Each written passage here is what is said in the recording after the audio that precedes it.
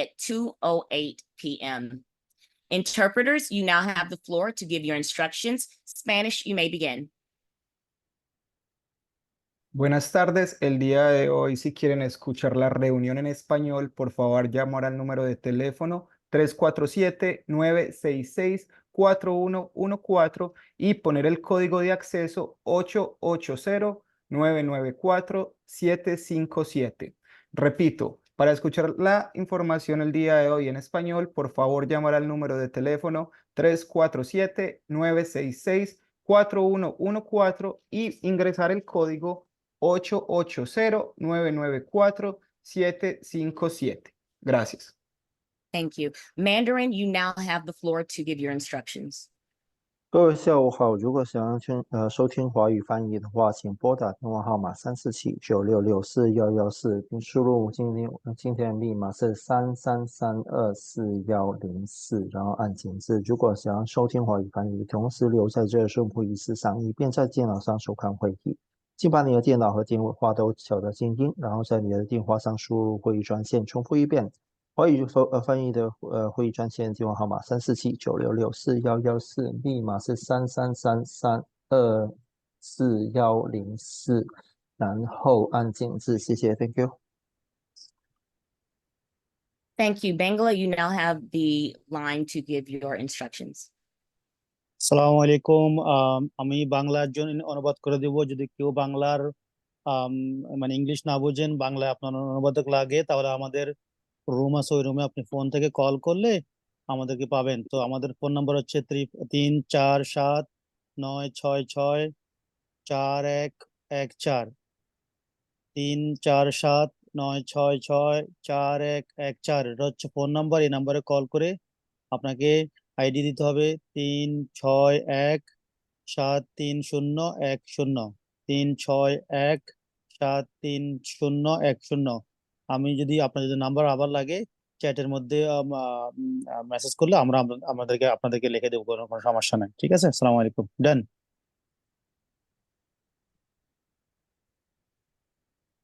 Thank you so much. One moment.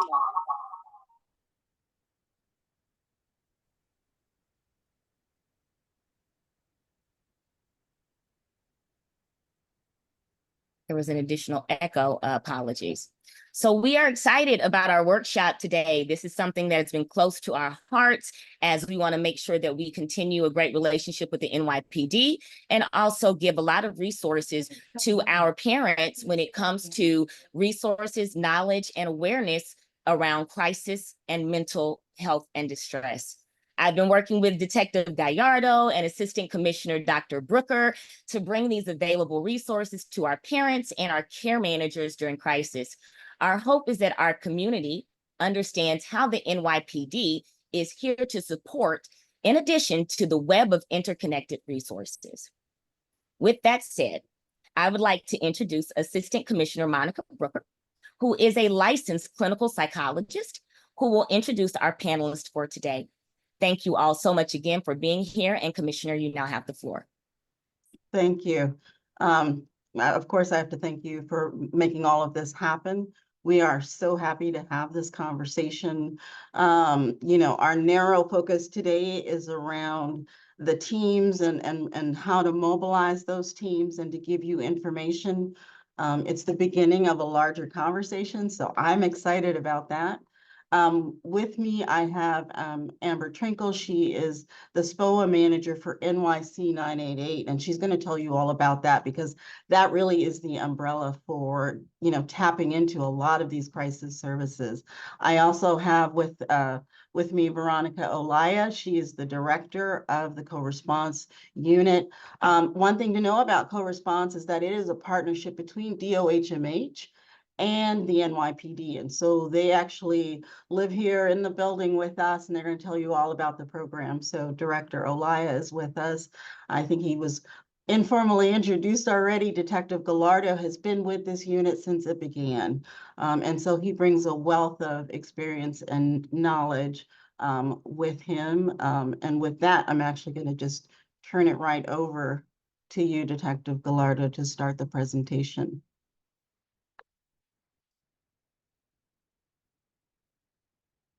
Or should I be turning it over to Amber? Amber, Thank you. NYC 988, all yours. Hi, everyone. I'm Amber with NYC 988. I'm going to go ahead and share your PowerPoint.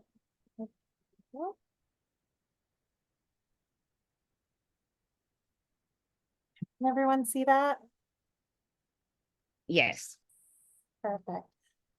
So again, I'm Amber with NYC 988. I work with the mobile crisis teams with and so how and 988 was supporting the mobile crisis teams.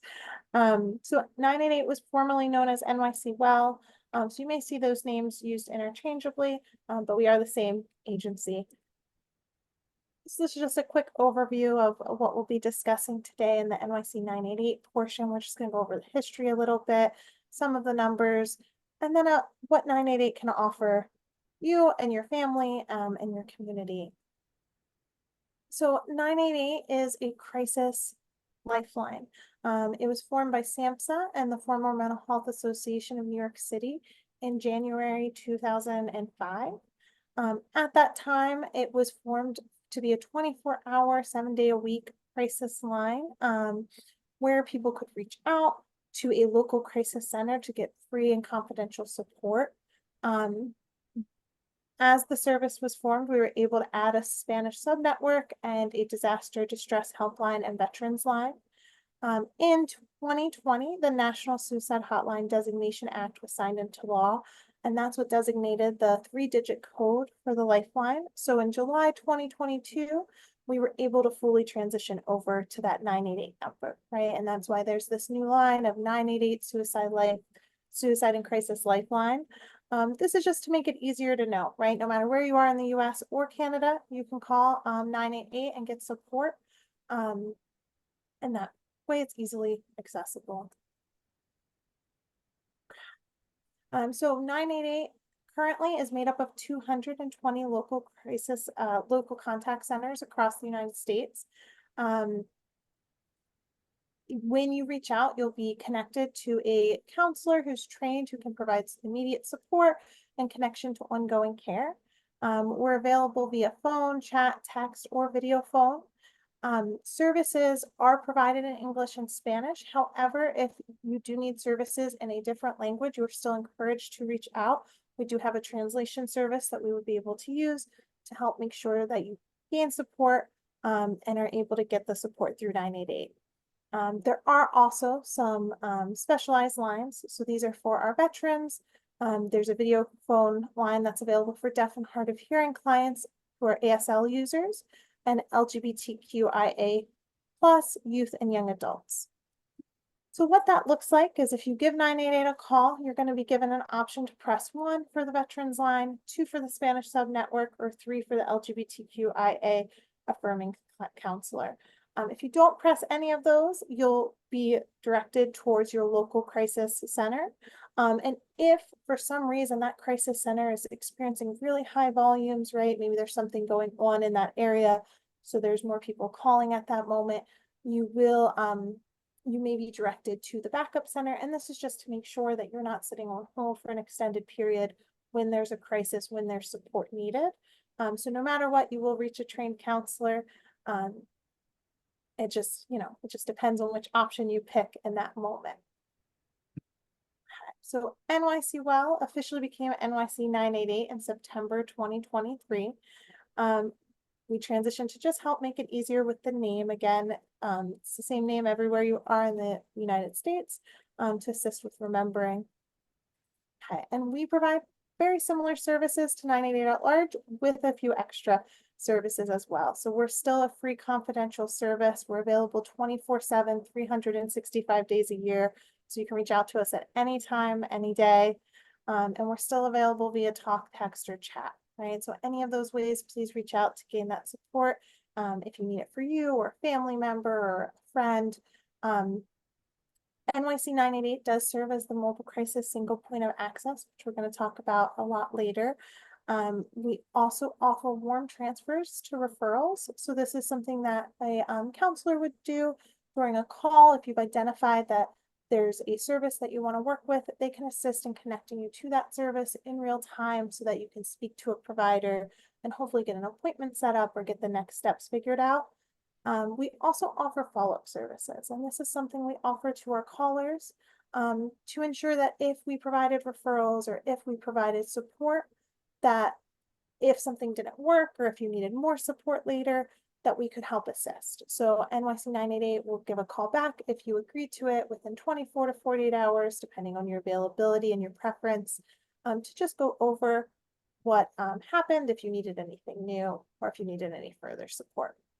We also have a public service, a public-facing service finder, which I'll show you in a couple minutes, and a peer support line.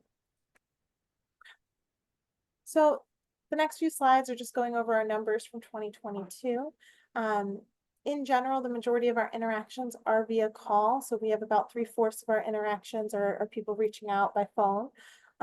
We did receive about 1/4 of our interactions via chat and text. But all types are encouraged, right? People have different reasons. A lot of times clients may feel that the chat and text gives them a privacy if they're in a space where they can't talk privately. So whatever works for you, we have that available. A question we frequently get is, can I reach out for this, right? Is this presenting concern a reason to reach out to NYC 988? And as you can see, we have a vast array of reasons that people reach out. So in 2022, the most common reason for someone to reach out was due to a stressful life event, right? Things like anxiety concerns, mood concerns, interpersonal concerns were also really high of the reasons that people reached out. Suicidal ideation was actually our 5th most common, right? So we can present with any type of crisis, any type of mental health concern, and still reach out for support. We're really here to support with any concern. That other that's listed here may cover things like COVID-related concerns, mobile crisis referrals sometimes, or someone just calling for some information, right? Okay, in 2022, the majority of people who reached out were reaching out for themselves, but we did have about 9% of our callers reach out for a friend or relative, and about 6% reach out as service providers for their clients, right? We do encourage callers to reach out, again, in any situation. So you may be reaching out for yourself, but you may also be reaching out for your child or, a friend's child or a friend's child's parent, right? There can be a lot of different reasons that you would be reaching out, and all of those are valid. We can offer support both for you and someone that you know, or if you're a provider for your client. So this just goes over the peer support line. This is something that we're really proud of at NYC 988. And what our peer line is just a line that's offers trained peer support specialists who will offer a call to discuss and support to discuss what concerns are going on, and they're able to use their lived experience and share to help figure out how to manage those concerns. For this, our peer specialists' own experiences relate back to mental health, substance abuse, or disordered gambling, and they can share, like I said, their experience to assist in how to cope with your own experience. This is a great support both for people who are calling for someone else and someone who's also calling for themselves, right? If this is something that you would want, you would just need to call 988 and let the counselor know that you wanted to speak to a peer. The counselor may have a question or two for you first, just to make sure everyone's safe and make sure that, there's no support needed by that counselor first. But once you're done with the counselor, they will go ahead and transfer you over and get you that support as well. So when to consider calling NYC 988.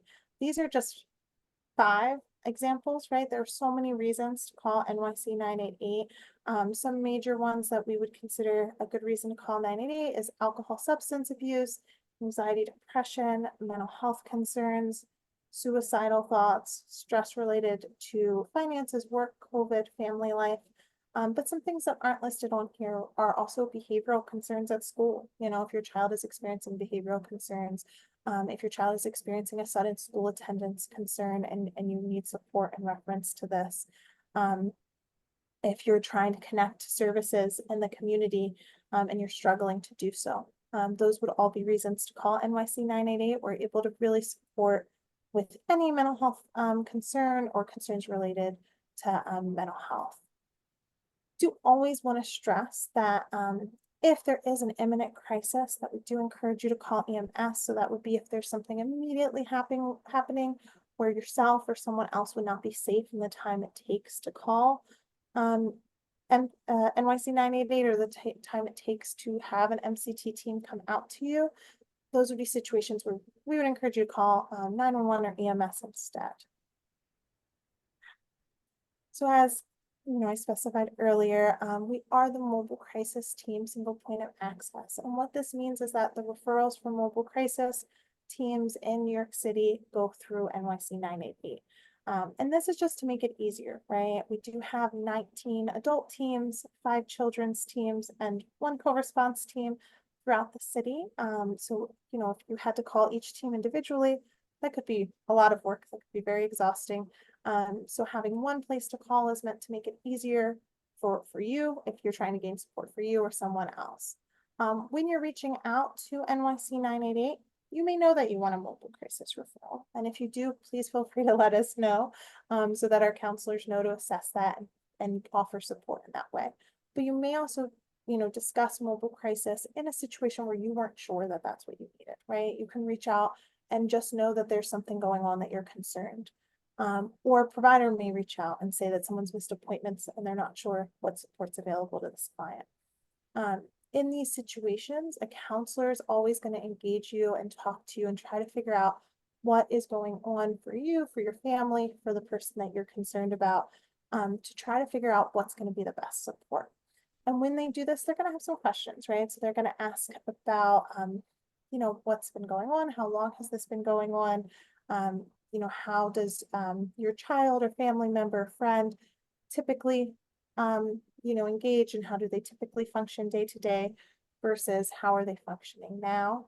And these questions are just meant to give us an understanding of how your person that you care about is presenting on a day-to-day and what services may best support them, right? So the counselor is going to assess, does this meet criteria for a mobile crisis referral?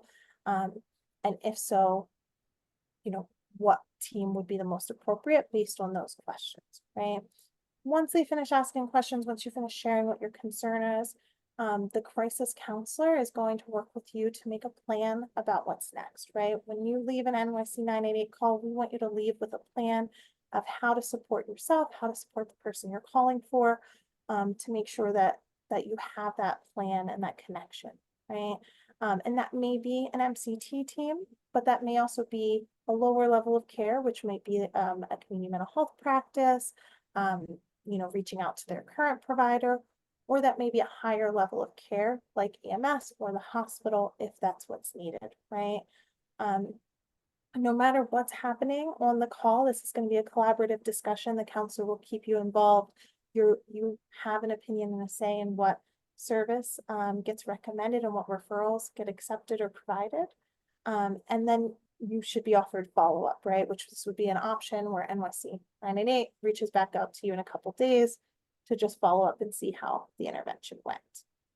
Okay. So like I said, with the interventions, we have that lower level of care, the children's mobile crisis team, adult mobile crisis team, which also includes co-response in this chart, and then a higher level of care. So what is mobile crisis? So mobile crisis teams use face-to-face intervention with the identified individual in crisis, as well as their family and other support systems, to engage, assess, de-escalate, and connect an individual to the most appropriate services. The goal is to help resolve the crisis situation when possible.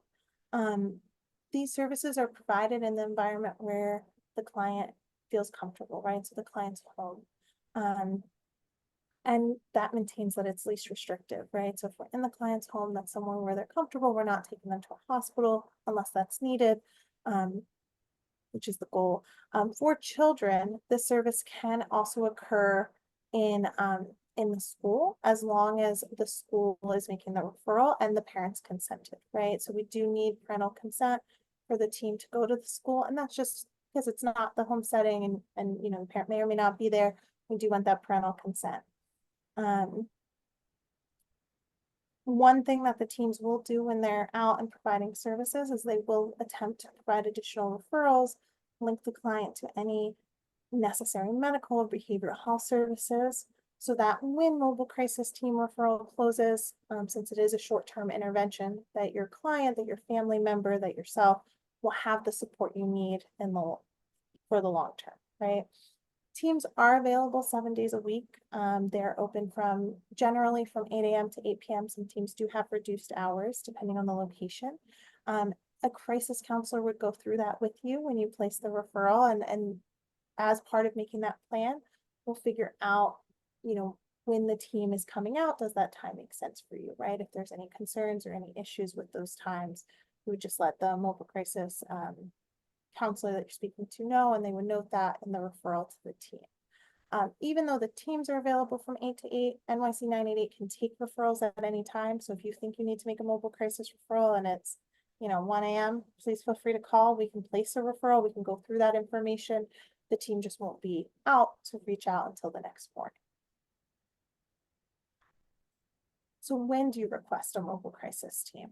So mobile crisis criterion includes that it's for a non-life-threatening situation in which a person is experiencing an intense behavioral, emotional, or psychiatric response that may be triggered by a precipitating event. This person may be at risk of harm to self or others, disoriented or out of touch with reality, functionally compromised, or otherwise agitated and unable to be calmed. And if this crisis is left untreated, it could result in an emergency. Right. So these situations, this can look like situations where someone is really depressed, right? Someone is experiencing a really intense anxiety. Maybe someone is experiencing a lot of behavioral concerns at school that day and is unable to regulate. Maybe moments of aggression, right?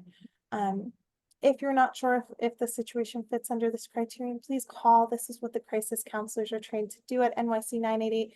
They're going to go through what's going on and try to figure out if what you're experiencing would benefit from a mobile crisis outreach.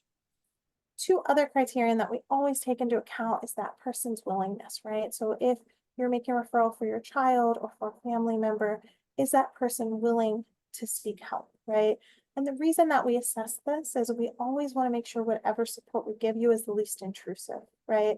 So if somebody is willing to, you know, go to a service themselves and, you know, go to a community mental health practice, we may look at that lower level of care first before looking at MCT if they're able to provide that support. Now, if someone's unwilling or unable to seek help, right, either on their own or with the aid of a family member, then MCT may be the most appropriate because they can come into the home and get that support in real time and hopefully connect someone to that support for long-term care. There may be situations where someone's connected to care, so your child already has a provider or your friend is maybe connected to care, but they would benefit from short-term support. So we can still do mobile crisis in these situations. This typically covers situations where someone's maybe on a wait list, right? So you've gone through the process of connecting your child to care, but it's not for 5 weeks, right? It's, you know, there's longer wait lists and they're struggling. They need that support beforehand. Mobile crisis can come in and offer that interim support until that service starts. That way there's not any further decompensation or any further struggles that would make it harder for them to connect with that service in a couple weeks. Some common questions we get is, again, can we take referrals when someone's connected with a provider? And like I just said, the answer is yes.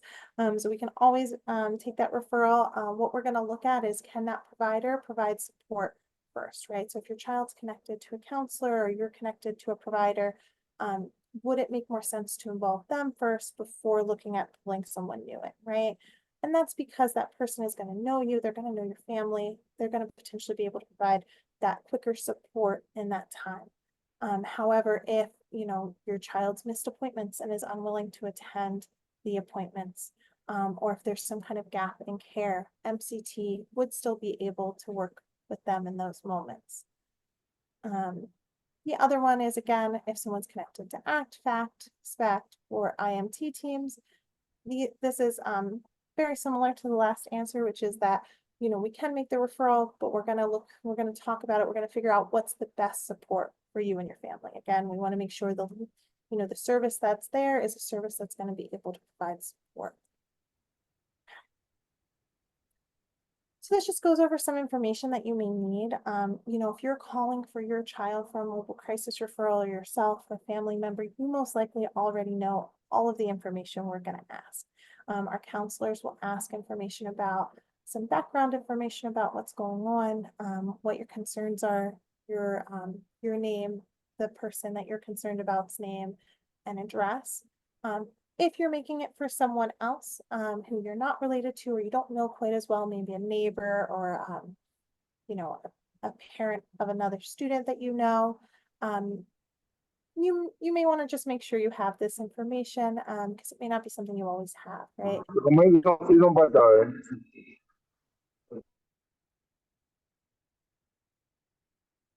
So this would be things like address, name of why, a name or way for the staff to identify the client. So if you are making a referral for someone, we do really like to know the client's name, and this just helps the team when they're out reaching the client, so that they can make sure they're talking to the right person. They can give that support. If for some reason the person you're making a referral for, you do not have the name for, maybe they are a neighbor and you only have a first name or you have a nickname, or again, they're a friend's parent, we can still make the referral. We just need a way to identify them. And we'll take as much information as we can, right? If there's ever a question you don't have the answer to, that's okay. The counselor will note that and figure out what service can be provided based on the information that we know. Some other questions that they'll talk about is, again, what's the current crisis, right? So describing the situation. How long has this been going on? Has this been getting worse? Are they linked to any other services?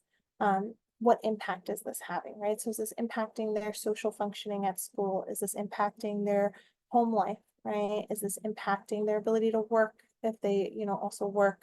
And then are they having any thoughts of killing themselves or are they having any thoughts of killing anyone else? To make a referral, you don't actually need consent to make that referral. You can make a referral for anyone, your child, again, a family member, a neighbor, and you don't need their consent. But those referrals cannot be anonymous. So when you do call to make an MCT referral, it is important to know that we would need your name and information. And that's so the team can reach out to you. You know, they do reach out to you when following up with the client to try to get any additional information and, you know, make sure that they know what's going on. Another area that mobile crisis can assist with is crisis residential treatment referrals, right?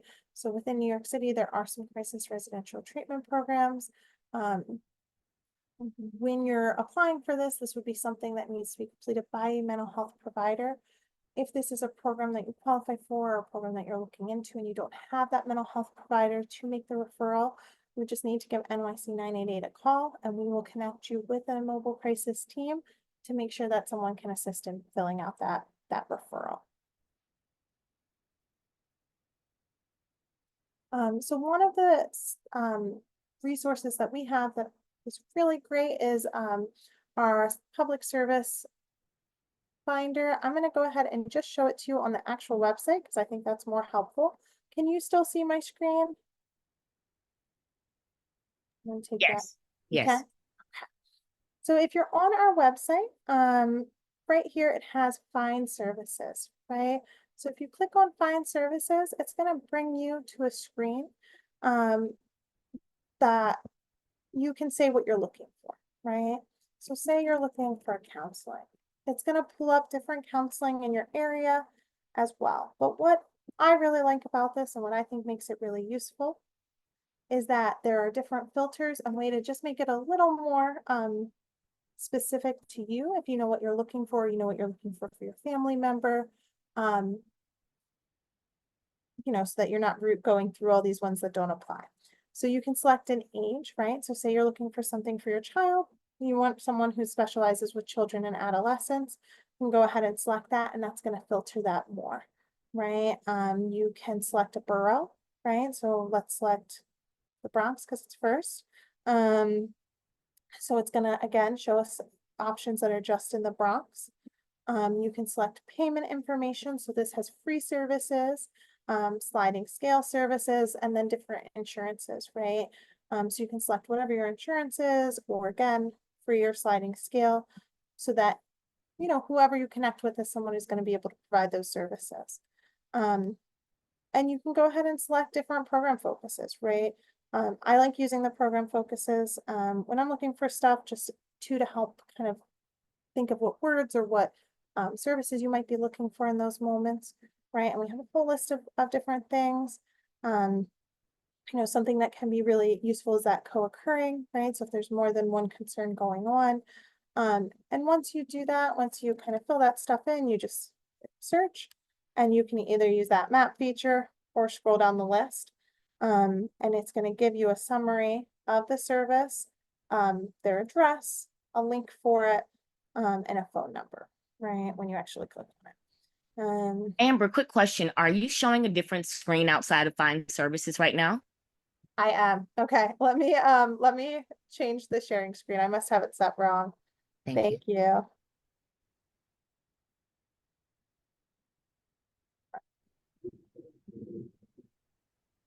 You see? Yes.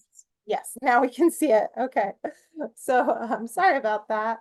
So right here is the screen that it first takes you to. If you go to our website, I'll just start over. If you go to our website, you would click on this Find Services, and this is where the database is, where you can look at everything I just described. So you'll go ahead in this I'm looking for help with and put in what you're looking for, right? So say you're looking for counseling. You could search counseling, but you can also add those filters that we were talking about, right? So there's the program focus, where you can, you know, specify it a little more, right? So maybe you're looking for a program focused for children, or a program focused on, you know, the LGBTQ community, SMI, right? So you can pick whatever things feel like they apply, right? Again, you can pick payment information. So it has many different insurances listed. And then at the top, we also have free if eligible and sliding scale. And then you could specify age and borough, right? And this just lets you, again, figure out what services are available. This is a list we keep current. Our resource team is very active with this list. So everything in here is confirmed twice a year, I believe, but it may be quarterly. I may be wrong with that. But the phone numbers and addresses and web address are regularly checked. So you can always do this yourself. You can also call, we can go through it with you. Another online resource that we do have is an app library. This can be really good both for your own coping, but also coping for a family member or child. And this app library, all of these apps have a primarily free component. There may be some paid features as well, but everything listed here in general can work for free. And they're just different apps that can assist with coping, right? And we describe what it is. So if you're looking for something for anxiety, or you're looking for something to help with stress, there are different ideas here to just help as that option. I'm going to go ahead and go back to the PowerPoint.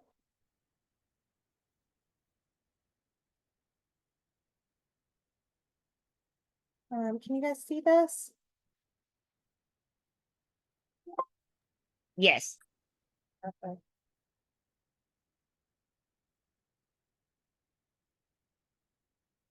So this just describes what we just went through in the app library. And a last resource that I always like to share is mysafetyplan.org. And this is a great resource for providers, or even for people who are currently experiencing suicidal ideation or passive suicidal ideation.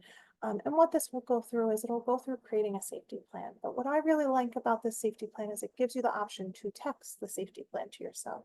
So if at the end of it, you want a copy of it, you don't have to write it all down on a piece of paper, which can be hard to get, you know, get people to do in those moments, especially, you know, if you're struggling or distressed, right? It also makes it easier to remember, right? If we have a text with it, we can download it on our phone and we have it whenever we need it, right? So it'll go through your warning signs and just different components to help increase that safety and help make a plan of how to keep you safe. This is a resource that our counselors will use at times when someone needs a safety plan. So again, they can send it to the client, but it's also a public resource that's available. So you can use it at any time, or you can use it with clients at any time. So again, just another example of how to contact us, right? So you can call 988 and select the appropriate option, or text. It does have the text there listed for Spanish or for the LGBTQIA line. And the chat is available through our website. Okay, that's just my information. If you have any questions later, I'm going to pass the mic back to Dr. Booker. Wonderful. Thank you so much, Amber. That was informative. We're going to talk about the safety plan even more. So I'm excited about that later on. I'm going to jump right over to Detective Gallardo and let him start talking about co-response. What we're hoping to do is to keep this within about 60 minutes, so there's plenty of time for questions and answers. And with that, I'll turn it over to Detective Gallardo.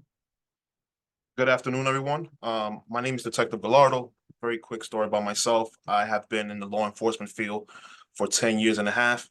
And I have been in this unit for 8 years and a half. And I could honestly say that I love the work that we do. I love the work that we do with the Department of Health and Mental Hygiene. And I could honestly say that every officer and every clinician in this unit, we strive to go out there and, perform our best and help members in the community. So today I am responsible to facilitate a part of this presentation. Christy, thank you so much for having us. So I will speak. Do you guys see my screen, by the way? You guys see my screen? Okay. Yeah. Okay. So the co-response unit is a collaboration between the NYPD and the New York City Department of Health and Mental Hygiene. We serve community members presenting with elevated mental health or substance use symptoms, and individuals that are at risk of harm to themselves or others. So just like Amber stated in her presentation, you know the individual that you're referring to NYC 98. If they're referred to co-response, we are the type of team to go out. And if you see that they're kind of like, behaving in a certain way where they're not acting the same, if they're presented in a way where as their parents or as a loved one that they are that they need some type of help and some type of assistance, we are the team that will go out if they qualify, right? We're our crisis team. So we go, we intervene, we conduct an assessment, and we try to connect them to the services that they need. We tend to, and you learn that later on in the presentation, we don't want people to get arrested. We don't want people, to get hospitalized if they don't have to, right? And we're also a post-crisis team. We do a very good job creating a plan for an individual, make sure they get connected to the services that they need and that they are comfortable and that they are happy with whatever services we tend to connect them with. So that's very important. So the co-response unit's mission is to assist and connect community members to behavioral health services. Co-response strives to help individuals remain connected in the community and reduce their interaction with the criminal legal system. The program serves community members ages 18 and over and that are residing in the 5 boroughs. So we do only deal with individuals that are adults, 18 and over. We have the flexibility, which is amazing, to travel to all 5 boroughs, right? So if you do actually make a referral and you're in Brooklyn or you're in Far Rock, we have the ability to actually go there. And if the case is actually approved, we could get there with anywhere between 24 to 48 hours, which is amazing. Okay. What are some of our main goals? All right. So some of our main goals is to reduce hospitalization and interaction with the criminal justice system for individuals experiencing a mental health crisis. All right. Clearly, I represent the NYPD. And I could honestly say that an individual that is suffering from mental health crisis, taking them to jail is really not the way. They're not going to get the help that they need there, right? And I think our main goal is to connect them to a service provider that's going to help them, improve it's going to help them move past the crisis, right? A team that's going to be there for them 24/7, a team that's going to be that support, that is going to prevent them from actually going to the hospital and or have any type of criminal justice interaction. All right. So just like I said, we tend to improve an individual's quality of life. That's our goal, and assist past the crisis. Hospitalized individuals at an elevated risk of harm to themselves or others. Now, this is highlighted red because bullet point number 3 is a contradiction to bullet point number 1, and it is, right? But at the same time, if we go and if we go see an individual that was referred to us, and we deem them to be they're not in a safe space, or they're a danger to themselves or other, then we are going to take them to the hospital just for an evaluation. All right. I think the one beautiful thing about our unit is that we could take our time. We're not in a time crunch. We will go there if we have to spend 3 or 4 hours conducting an assessment, getting to know that individual. In 8 years that I've been here, we've never had a bad experience taking anybody to the hospital. Our goal is to establish that relationship with the individual refer to us, and they allow them, most of them, 95% of them that we interact with, they actually have a good rapport with us, which is amazing. All right. And our ultimate main goal is to connect individuals to appropriate long-term services in the community. All right. It's just not the hospital, and it's just not, the criminal justice system. And this is why I love that Amber started the presentation. There's so many service providers in the city. There's so many service providers within the 5 boroughs, right? So, and it all falls on the individual that you guys are referring to us. If they're willing to help themselves, if they're willing to engage in the assessment and engage, and if they're willing to hear us out, we could work wonders, right? We could connect them to a team that's going to get them the help that they need, which is amazing. Okay. So what are some of our day-to-day operations? So the core response unit, we work Monday through Friday, 10 a.m. to 6 p.m. Like I stated earlier, we deploy to all 5 boroughs. We could deploy to somebody's home. If the individual don't feel comfortable meeting in the house, we can meet at a park, at a Starbucks, at a library, at a bus stop, wherever they feel comfortable. We have that flexibility, which is amazing. All right. Each team consists of a Department of Health and Mental Hygiene Behavioral Health professional and 2 NYPD officers. So yes, we do have an NYPD car. It is 2 police officers in uniform, and it is Department of Health and Mental Hygiene clinician sitting in the back in the car with us. We work together as a team collectively, which is amazing. And our team offers time-limited crisis intervention and support, including clinical assessment, supportive counseling, de-escalation, referral, and navigation to services. So that's our model. We just want people to get connected. We want people to be good in the community, and we are here for them. We are short term, but we're always there in the sense of if we meet, we assess, and we connect. Yes, we step back, but in the event that individual would like to speak to us again, we could always come back and reopen a case, which is amazing. All right, I am going to pass the torch to Veronica, who is going to speak about our triage desk. Veronica. Thank you, Detective Gallardo. Just want to piggyback off what Gallardo said. I think the unit, we work really well together. We work together all day, travel throughout the 5 boroughs. And the beauty about it is that you get both responses, right, in one team. So someone actually asked this question in the chat. So how do you make a referral? So all the referrals that come to co-response do get filtered through the crisis line, which would be 988, as Amber had spoken earlier. If you find you have an individual who meets the criteria that was described earlier, and you would feel like this is the most appropriate intervention, you would call 988 to submit that referral. That referral then gets submitted to our own internal triage desk, and we do our own processing of information. We want to make sure that we're not duplicating services. We want to make sure that they have the right intervention. We'll check to see if that individual may be connected to a treatment team, and by that I mean ACT, FACT, SHACT. Amber had touched upon that in her presentation, to make sure that we're not duplicating services, and to also reach out to that team to say, hi, this person has come under our radar, has been brought to our attention because X, Y reason, and make sure that they're aware that these incidents have occurred. And if they need any support, that we're happy to also provide that support. because sometimes they might not be engaging with that ACT team and they may need that short intervention to reconnect them, to be that bridge, that mediator between the team and the client. So we're also happy to do that as well. It is a two-part process. So not only does it go through Department of Health and Mental Hygiene, but we also do a check on the NYPD side. It is a very soft preliminary check because, as Detective Gallardo mentioned, our goal is not to arrest any individuals. The unit has been working for about 8.5 years. Actually, myself and Gallardo have been here since the very beginning.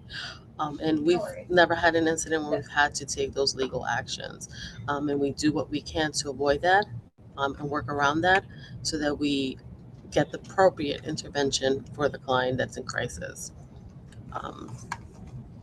We also will call the referral source. So if you call and make a referral for an individual, you will receive a call either from myself or someone in the triage desk or one of our coordinators asking for more information. We'll ask very specific information about the incident. We'll ask information about the timeline because all those things are very important to know. We'll ask about the supports in place. We will also safety plan depending on what time we receive the referral and how quickly we can respond. Next slide, Detective. So aside from having options for mobile crisis team, for co-response team, there are other crisis response options in New York City. So we're briefly going to touch upon these. And two of them are Be Heard and New York Start. So Be Heard is the Behavioral Health Emergency Assistance Response Division team. Very long. It is the a new, more health approach to mental health crisis in New York City. There's also New York Start and CSIDD. You may be familiar with it. It is the New York Systemic Therapeutic Assessment Resources and Treatment. That is New York Start. And Crisis Service for Individuals with Intellectual and/or Developmental Disabilities, CSIDD, which is through the state's OPWDD. Next slide, Detective. Thank you. So Be Heard engages individuals that are experiencing a emergency mental health crisis that require a more health-centered approach. All these calls are via 911 operators. So for you to receive a response from a Be Heard team, which consists of 2 paramedics and a mental health professional, you would have to call 911, and the 911 operator, based on the information that you provide, if they determine that that is the appropriate intervention, they will send a team of Be Heard, and they will engage the individual. The response window is very short. I don't want to speak to the exact time, but it's a short response time. And their goal is to do a more, as close to real-time assessment of an individual that's experiencing a crisis. The option for Be Heard are only for individuals 6 and up, and they do respond to calls from schools. They've made several responses to school. There's actually a link to their website on this slide. We're happy to actually send it separately if it's more beneficial to folks, so that you can get a bit more information about Be Heard. It is a health approach. It is a non-police approach in response to individuals having a crisis that don't necessarily warrant the presence of a police interaction. Next slide, Detective. So New York Start. New York Start and CSIDD are response in a crisis prevention service for individuals that have both developmental disabilities or behavioral health needs. And it's not only just for the individual, but it's also for the families. So it's also support for the family members that are also learning how to navigate and manage this new system, right? It's a 24-hour, 7-day program. It is for only individuals that are OPWDD eligible, and the referrals would be made via a link that we also will share. It's important to know that for individuals that are in schools that have individual plans, that have IEPs with their children, you have a team within your school that would also assist with connecting you to these services. because for individuals that require a much more elevated type of service, more intense treatment, OPWDD would find those individuals eligible, and they would be more eligible for these crisis programs, which are really important, especially when we're dealing with the DD population. We want to make sure that we have the appropriate intervention. And New York Star has crisis teams that can respond to certain situations. But you first need to be eligible with OPWDD, be connected with them, and then you can also use that as another option for a crisis response to individuals in the community. Detective Gallardo, next slide. So I'm actually gonna hand it off to Detective Gallardo. Hello. So I had the pleasure to speak to Christy for a month before this presentation, and I told her that I wanted to touch base on the neighborhood community coordinator officer. In the NYPD lingo, we don't use community coordinator. We call them NCOs, and I think that this is very, very important for everybody here to know. Because every precinct has an NCO team assigned to engage with members in the community. All right, they serve as a liaison between the police and the community, right? And NCOs spend all their working hours within the confines of their assigned area, actively engaging with local community members and residents. I'll move to the next slide and I'll speak a little bit in regards. So every precinct has NCOs officers. They are responsible. Their job, their tasked to go out there and interact with the community, address quality of life concerns that you guys report, right? But most importantly, and we always get referrals from NCOs, is that the NCOs and you guys as parents, you guys can have a relationship. You guys can physically, call them, you can email them, which I will share in a minute, and explain to them things that are going on in your community, and you can actually bring things up that is going on in your home, right? Like there has been parents that told me like, hey, listen, I have a very good rapport with my NCO, and and I express to them, if they ever hear anything over the radio, if I ever call 911, just keep in mind that that's me. This is my address. I want to introduce myself. I've never had a really interaction with the police, but I kind of want to interact with you guys. So NCOs are the officers that are there to be that support for you guys in your community. All right, they host a community councils meeting that takes place monthly in their precinct, which is great. If you guys are interested in attending these meetings, please feel free to contact your NCO to obtain that information. Also, feel free to email your officers directly or contact your local precincts to discuss any quality of life questions or issue. Very briefly, I will tell you how to get that information. Okay. If you go to google.com, correct, and in the search engine you put your precinct, just your precinct, 13th precinct, right? There's going to be a tab that comes up on the top that says 13th precinct nyc.gov, and this will come up. Okay, so next slide. Something like this will come up. It will say get to know your neighborhood coordinator officer. It will give you the sergeant, which is the supervisor's email, and every police officer that is assigned to your precinct. And I personally have friends that are assigned to the NCO role in the precinct, and they're always constantly interacting with members in the community. So definitely feel free to Google your precinct and contact any of your NCOs that are assigned to your precinct. In the side where it says community council, it will tell you who's the president. It will tell you in the bottom when the community council meetings typically take place. I believe this is for the 13th precinct. So if anybody lives in the 13th precinct, here you go. All right. So in the 13th precinct, the community council meeting is held on the second Wednesday of each month at 7 p.m.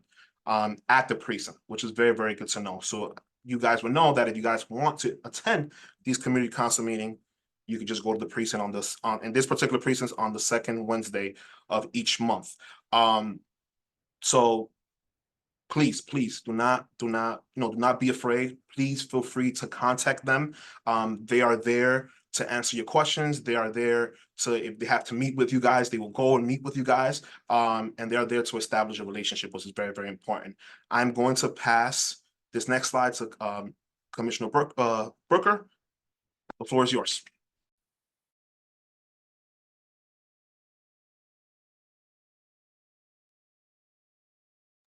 Thank you. A couple of points and clarifications that I want to make, and I'm going to start with Amber, who is talking about higher level and lower level needs. The thing about co-response, and I think Detective Gallardo touched on it as well, is in order to have a police officer show up with a mental health clinician, that means that there's something going on in that incident where there's some sort of violence or there may be a weapon involved. So it's a higher level call than being in distress. So I want to make that clarification. If Amber and her team, if NYC 98 refer a call to us, that means that one of those factors is present already. So that's a big clarification, is co-response isn't going to show up because someone in the house is distressed.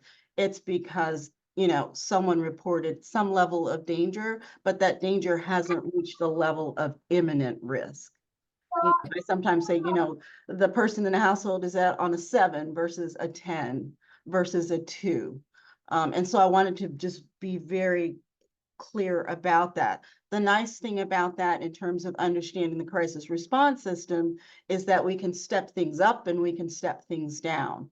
You know, so we could come to the house and say, oh, you know, this doesn't, again, need law enforcement as well as a mental health clinician. Let's see what is also available. The other thing I want to say about 988 is we've probably used this word so much, we like it a lot. They're amazing at being able to funnel things to the right place. And they do have a capacity to take a call and move it to 911. And so, you know, you should know that they have that pathway. 911 at this point is not funneling to 988, but they can most certainly assess a call and say, you know what, we need to get help to you immediately. So those are just some clarifications that I wanted to make. Someone in the chat said something about, you know, hey, we're parents, you know, we need to be active and participating in partners. And Gallardo really, with the NCO program, there's nothing like being known to your local precinct. And that's against anything that we can think of. It's like, police don't need to know who I am. But when we have individuals that we love that are coming in contact with or that have symptoms that mean that some system is going to need to be deployed to keep everyone safe, then you do want to be known, right? And so when you're calling 911, there's a couple of things I want you to think about. This information comes from, you know, the Organization on Autism Research. And, you know, I would say it's things that we've learned and know. To the extent that it's possible, when you're making that call, calmness is a critical part of that call. And I know that there's time and things unfold quickly, and we're going to talk, you know, in a couple of weeks about safety planning. And Amber, thank you for sharing the safety planning app. But if the entire household is in crisis, in that crisis, that makes it much more difficult. When you call 911, provide those specific details. Not, you know, I have this person and he's really upset. I have a child here who is on the spectrum. You know, sometimes he gets upset. He's really upset right now. You know your kids better than anyone. If you can say, you know, when one of these episodes happens, it lasts for 15 minutes so that people can start to wrap their heads around the behaviors that they're seeing. If that child has a diagnosis, to the extent that you're comfortable, share it because it provides context for people that are responding to the scenario. I'm calling, my child has autism. He is usually fairly calm. Right now, he's having an episode. You know, these episodes last about 20 to 30 minutes, but when he's having it, you know, he often rocks or he often throws things so that people know what kind of environment and situation they're walking into. Be comfortable talking about their triggers. One thing that really triggers my child is a lot of noise. Okay, so if 4 officers show up and all of the radios are blaring and the TV is, how can we help you control that environment where we can get the best possible outcome? You want to convey that information when you're calling 911, and you want to try to convey that information again once the officers are on the scene. So everyone has that information available to act. I'm big about the sensory issues. You know, if I am moving towards your child and that person does not like to be touched, everyone should not be figuring that out at that moment. So to the extent that you're able to convey information, say, you know, one of the things is touching him. If you continue to talk to him, especially in this tone of voice, he may respond better. Because what compliance means to one person looks very different for another and means something completely different to someone who has cognitive disabilities or is on the spectrum.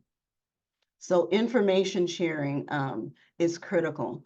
Sometimes situations happen quickly, and the parent is in the middle of it. If there is another adult that is present, you know, arm that adult with that information so they can be passing information back and forth. Because usually if there's a call to 911 that involves, you know, violence or aggression, you know, these things being subjective or a weapon, the supervisor is also going to show up for the NYPD. So as long as you have another adult there, they can help convey that information to the team.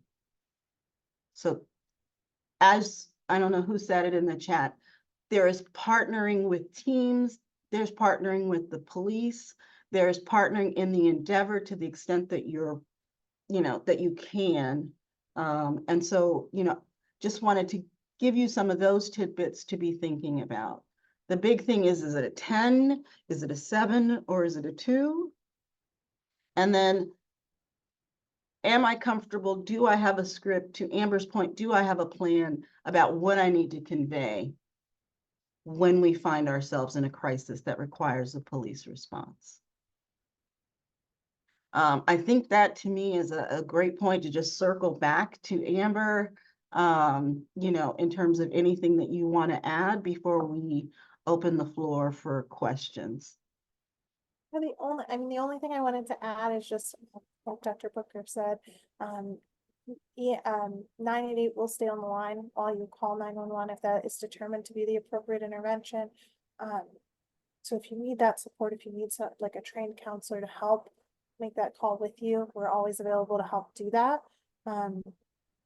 Obviously, if it's safe, right? Obviously, you know, if you can't wait through explaining to a 988 person what's going on, you know, then you would want to call 911 directly. But if you need that support or you're not sure if you need 911, please always feel free to give us a call and we can help just make that call go a little bit easier and give that additional support in that moment. Thank you. President Angel, are you on? Do you want to turn it over? I'm going to turn it back. I am on. Thank you guys so much. Like, you don't understand how life-changing this is to give the information to our parents, because 911 is scary, you know, and just getting this information to be able to make informed decisions really empowers our care managers, our parents, our family members, our guardians. With that being said, I'm going to drop into the chat to see the questions that have been asked thus far. Let me start at the top. One second. Detective Gallardo, I think this might be for you. We might have 2 for you. How can we send referrals to this unit instead of calling 911? So it's important. That's a good question. It's important that you guys understand that NYC 988 is the central hub. All right. So you guys will call 988. You guys will pick up your phone, call 988, go through the assessment question, and the 988 counselor will make the determination if that particular what you guys are describing, if that's suitable for call response. All right. So at the ending of the day, you still have to go through 988 in order for a referral to come to us. Am I right, Amber? I have a secondary Okay. question before Ms. Trinkle responds. It Okay. says, would you have your care manager send in the referral for co-response, Be Heard, and NSSID with YAI?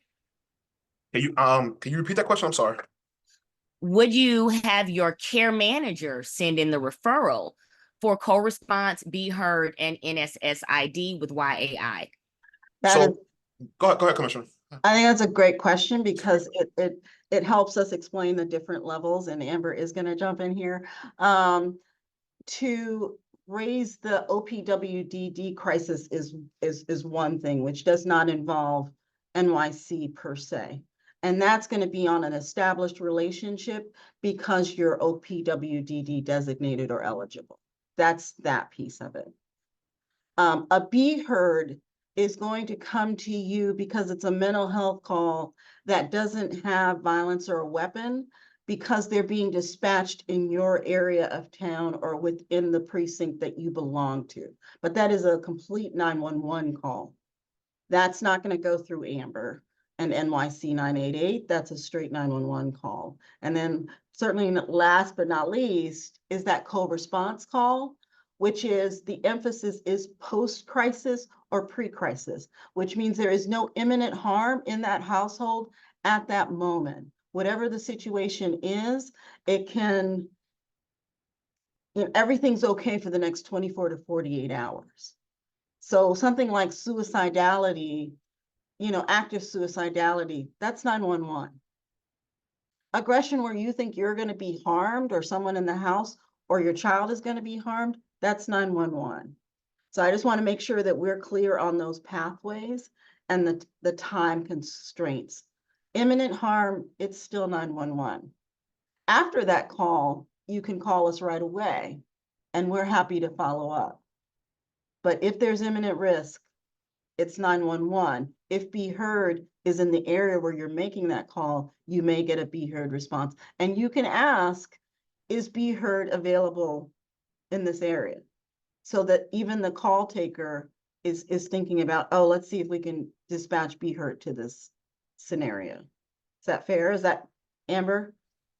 Yeah, that's definitely fair. And something you'll notice if you are calling for a CRT, a co-response referral with NYC 988, is we are always going to assess is co-response needed, is mobile crisis needed, is children's mobile crisis needed, right? We're really going to go through to try to figure out which team is the most appropriate to make sure that whoever's giving you support is the most appropriate team for your family, right? So someone under 18, we would be looking at the children's teams just because they specialize with working with children, right? Where co-response doesn't work with people under 18, right? For our clients over 18, right?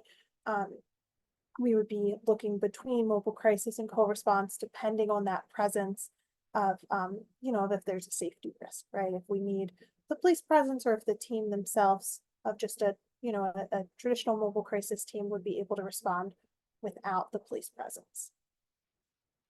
Ms. Trinkle, there's a follow-up question. You did answer it in the chat, but I was wondering if you would answer it out loud. It said, what is the process for a call with a person expressing suicide ideation? How is that handled? This is from the chart presented on the type and the percentage of calls. Yeah, so I think that's a great question.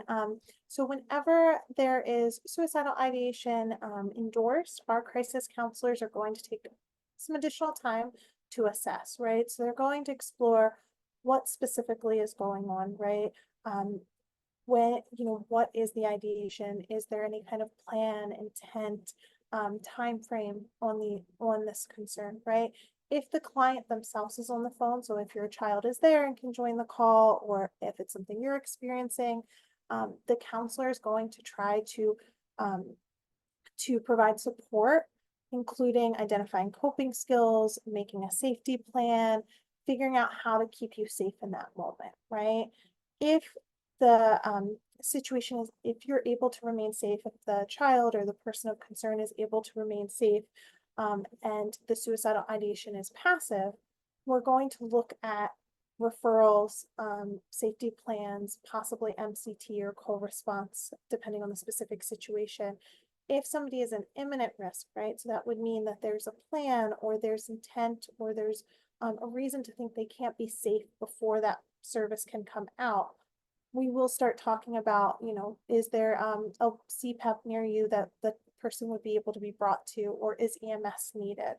And in that situation where there is imminent risk, if EMS is needed, that crisis council will make that call with you.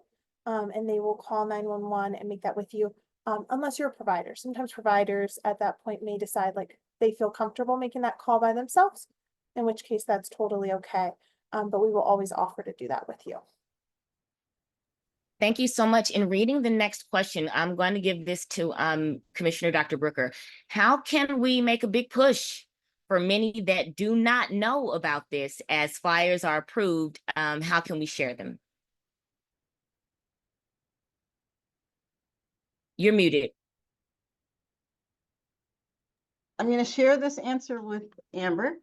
NYC 988 really emerged as with these additional sort of bells and whistles in the last year and a half.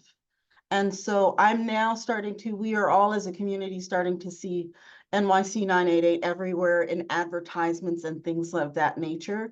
If you are a provider or an organization, on their website, they actually have marketing materials, right?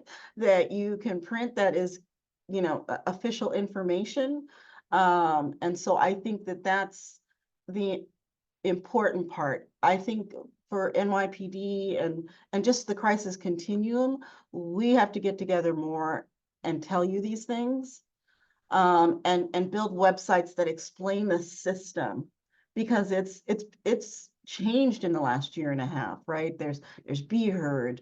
I mean, co-response has been around. There's different teams at the state level, city level. And so I think for us, for the working group, it's how do we explain that to just everyday Joe, everyday person?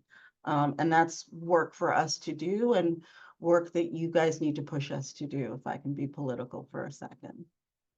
I will jump into the political part. Okay, okay. As I am a community member of District 75. I'm here to serve. And I will say the only reason I know about the co-response team in these different spaces is because of what I went through with my own child. Mhm. And my BCBA, who is not on the call any longer, she had to drop for 3 o'clock, Dr. Rebecca Wright, is who introduced me to all of these different spaces. And I will say Detective Gallardo and Commissioner Dr. Brucker has really expanded my knowledge. And I want to make sure that all of us who are a village together, that we know this information, that we spread it out. I will make sure to download the information that we need as our CCD 75 Council for outreach. And I will bounce that back to Commissioner Brooker to make sure that everything is in line with the messaging that we do want to send out. With that being said, there is another question, and I'm going to hit Detective Gallardo with this one. How do we locate our local NCOs? That's a very good question. So you could walk into your precinct, and so when you walk into a precinct, there's a police officer that is at the desk. You can ask him to if your NCOs are actually present, or Christy, I saw that you posted the link. I saw that you did post a link. If you press that link and you search your precinct, they'll give you a list of all the emails of every NCO that is assigned to that precinct, and you could feel free to just email them. All right, and they will answer you at a timely manner. All right, so you could definitely, don't be afraid to walk in there. You could definitely walk in there and be like, listen, I want to speak to my local NCO, and I want to just introduce myself, and feel free, and they will, if they're there, they'll bring them down so you guys can meet them for sure. Are you able to speak more to, outside of the NCOs, there's something that I came across that I wasn't aware of. We have something called Build a Block. That we get to work with our NYPD, our NCOs, and things of that nature. Can you explain or a little bit about what that may be? We'll give additional information. Gotcha. Christy, I'm gonna be 100% honest with you. In regards to Build a Block, I'm not too, I don't know much about Build a Block. Can you I I can. I'll jump in to Okay, help. And then thank I saw Amber raise her I don't hand. want to give the wrong information. No, and I'm only going to give a little bit that I know. Mhm. I know that if you follow the directions that the detective gave us and you get to your NCO website, there is something called Build a Block, and it is very close to you, just like you're voting. You can walk to whatever location that they have. You can get to know your officers, and you can share your concerns, considerations, and be a part of what's going on in your community. With our children that have special needs, just like the fire department or anyone else, we want them to know who our kids are. We want them to know where we live and what we have going on, because that lowers the stress of what we have going on when we need to call. And they are great partners. I myself, as an example, I've had to call before. I've had 2 officers follow up with me, give me their phone number, give me their cards. They did not make me feel bad about anything. It's at this point, I feel grateful that I can call in and that my precinct knows me, that NYPD knows me, and I don't have to have a level of fear, because as our children get older, we may say, oh, they're 18, they could go to jail, or they could be prosecuted, or they can, no, bring it down and know that these sources are here for you to help you and our children and our adults and our population.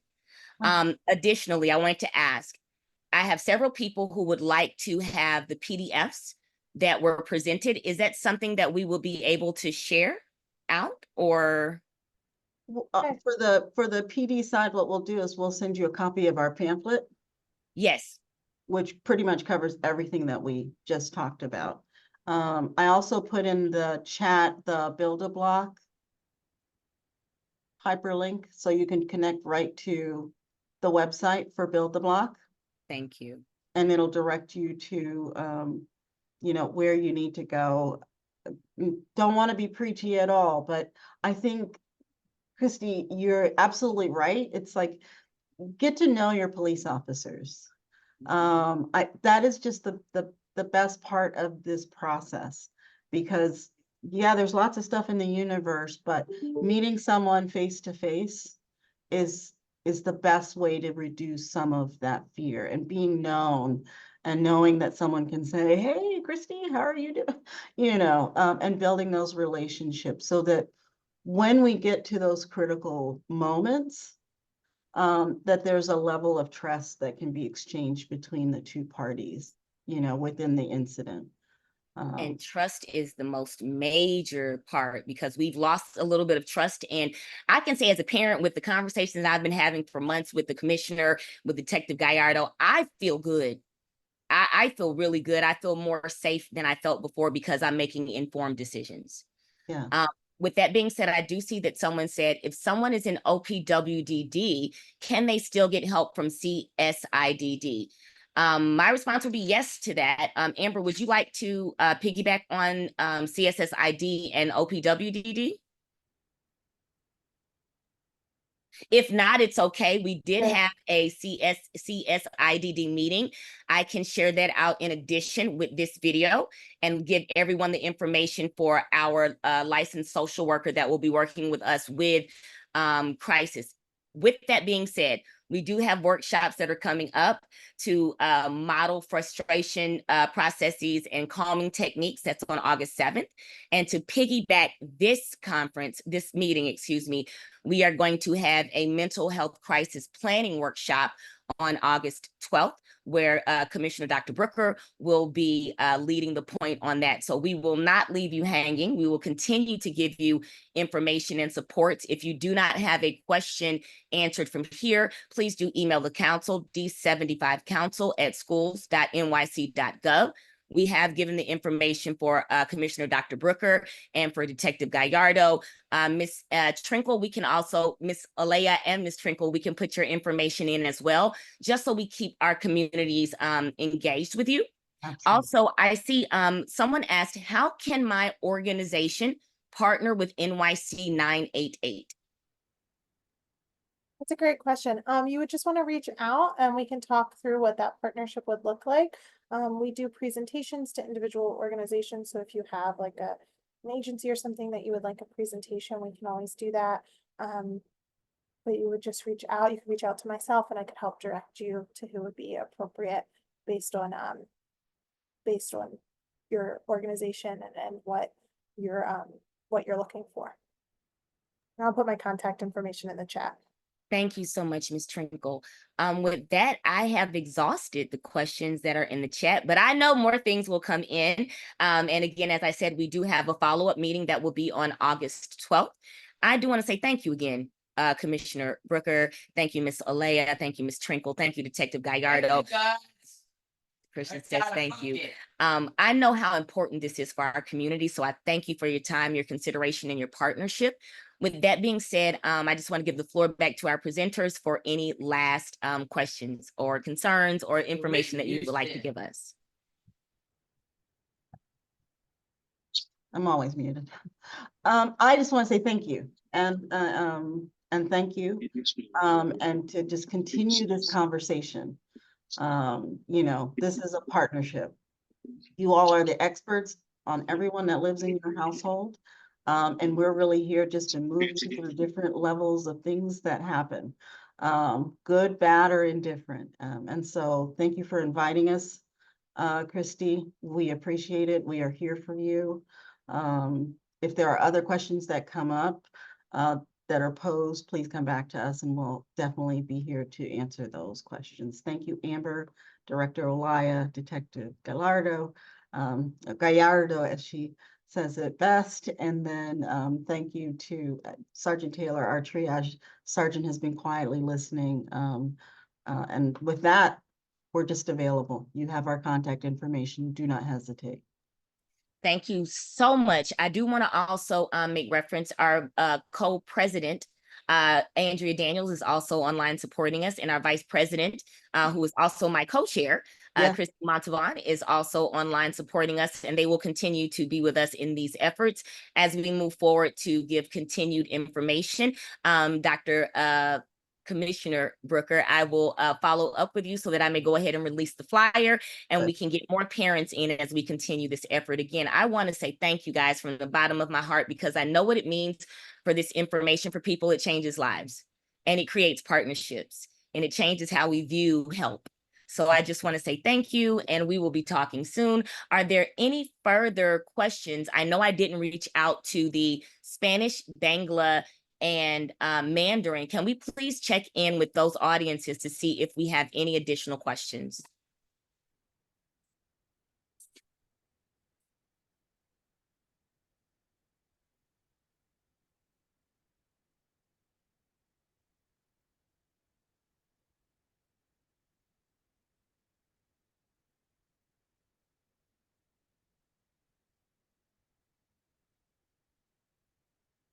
No question from Bengal. Okay, no questions from Bangla. I see no questions from Mandarin. Do we have any questions from Spanish? Nothing from Spanish.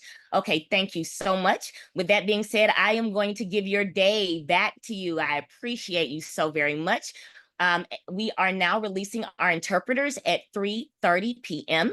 If we do have any further questions or concerns, again, please do email the council at d75council@schools.nyc.gov. And we do look forward to seeing you at our next meeting. And thank you, presenters, again, Commissioner Brooker, Detective Gallardo, Mrs. Olea, and Mrs. Trinkle. We appreciate you, and we will be in touch and stay in touch.